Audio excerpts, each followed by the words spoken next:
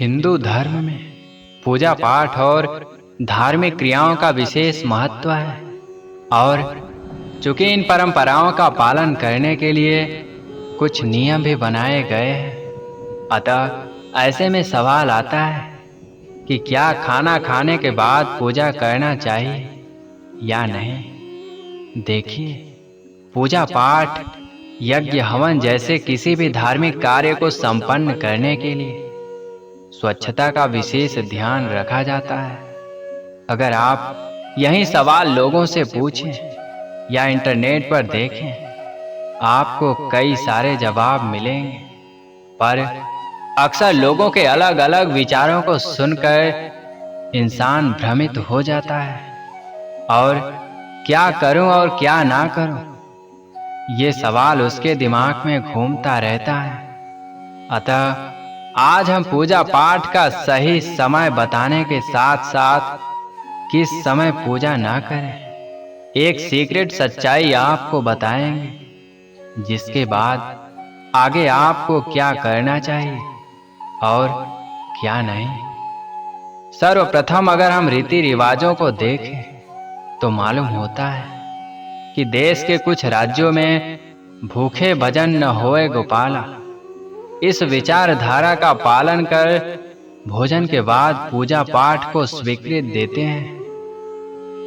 वहीं बड़ी संख्या में ऐसे भी धार्मिक लोग हैं जहां पर खाना खाने के बाद पूजा करना शुभ नहीं माना जाता। दोनों विचारधाराओं के धार्मिक लोगों में एक बात ये साझी है कि दोनों वर्गों के लोगों में मीट मांस का सेवन करने के बाद पूजा करने की मनाही होती है। हालांकि इससे पहले कि आप इस निष्कर्ष पर पहुंचे कि आपको पूजा पाठ करनी चाहिए या फिर नहीं, आपके लिए कुछ विशेष प्रश्नों पर चर्चा करनी जरूरी हो जाती है। पूजा खाने से पूर्व करें या पहले, ये निर्णय हम आप पर छोड़ते हैं, पर एक सवाल जो हर उस इंसान को जरूर पूछना चाहिए जो पूजा पाठ करता है, और वो प्रश्न ये है कि आखिर पूजा किस मकसद से की जा रही है, इरादा क्या है। क्या भगवान राम, कृष्ण या शिव जी को मैं इसलिए पूज रहा हूं ताकि उनके चरणों में शीश झुकाकर मेरा मन साफ हो, मेरा मन शांत हो, मैं सच्चाई के रास्ते पर चलूं, मेरे मन में जीवों के प्रति करुणा और प्रेम आए, और जिस डर और लालच के कारण मैं दुखी होता हूं, वो भय, ईर्ष्या, लालच मेरी जिंदगी से गायब हो, या फिर मैं भगवान को इसलिए पूज रहा हूं ताकि मेरी कोई इच्छा पूर्ण हो जाए। आपको ये सवाल खुद से पूछना होगा, क्योंकि बहुत से लोग, अधिकांश लोग भगवान को इस भाव से पूजते हैं ताकि उनकी इच्छा पूर्ण हो सके। किसी को कार तो किसी को घर या संतान चाहिए।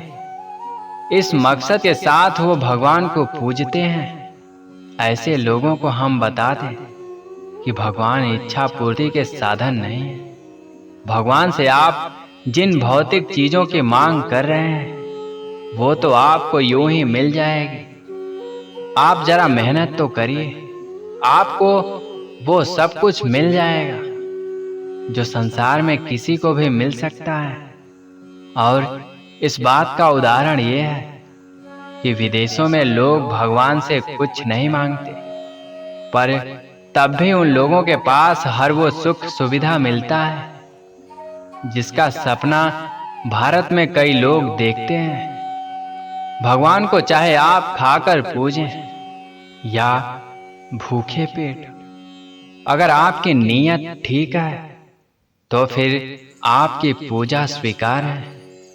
याद रखें, गीता में भगवान श्री कृष्ण कहते हैं, न कि जो मुझे जिस रूप में भजेगा उसे मैं वैसे ही मिल जाऊंगा।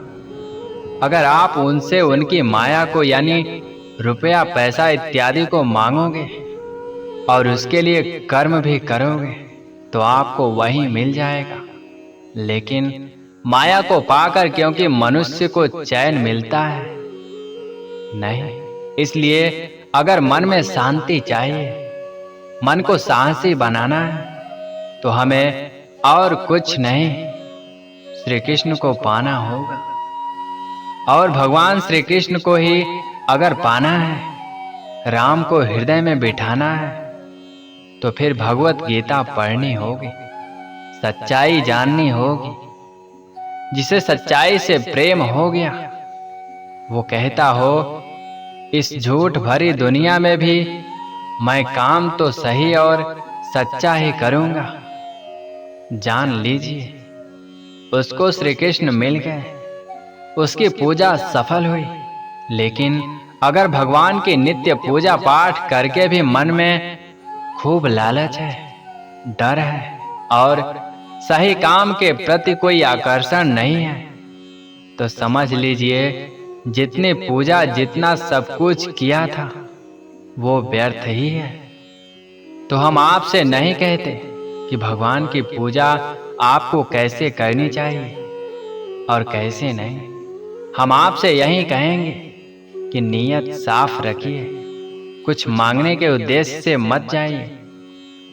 मांगना ही है उनसे तो खुद को सच्चाई का दास बनाने की प्रार्थना कीजिए।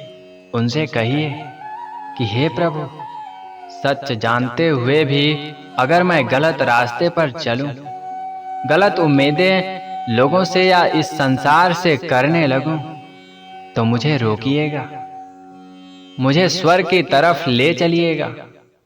ये कहिएगा, देखिए न धर्म बड़ी पवित्र बात होती है, उस पर चलना एक गौरव की बात होती है।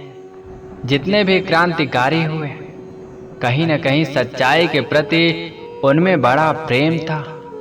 हम तो उनके पूर्वज हैं, जिन्होंने सच्चाई को धर्म मानकर अपने प्राण तक न्यौछावर कर दिए। पर आज हम धर्म के नाम पर लोगों को जो कुछ करता देख रहे हैं, क्या वो धर्म है? अगर मैं अपने लिए घर खरीदने की इच्छा से भगवान के नाम का व्रत रखूं, उन्हें जल अर्पित करूं और गंगा में नारियल बहाऊं, तो ये धर्म है। पर हमने धर्म के नाम पर प्रकृति के साथ बहुत शोषण किया है। नदियां दूषित हो गई हैं, तीर्थ धाम को हमने घूमने का पिकनिक स्टॉप बना दिया है, जो दर्शाता है कि धर्म की हानि हो रही है और चारों तरफ अधर्म जीत रहा है। ऐसे समय में जरूरत है सच्चाई के साथ चलने की और समाज में फैली गंदगी को साफ करने की। तो दोस्तों, इस वीडियो को सुनने के बाद भी क्या खाना खाने के बाद पूजा करना चाहिए या नहीं? अब आप भली भांति इस प्रश्न का उत्तर मिल गए होंगे। इस वीडियो को सुनकर मन में कोई भी सवाल बाकी हो तो कमेंट बॉक्स में कमेंट करें। साथ ही जानकारी को अधिक से अधिक शेयर भी कर दें। जय श्री कृष्ण। राधे राधे।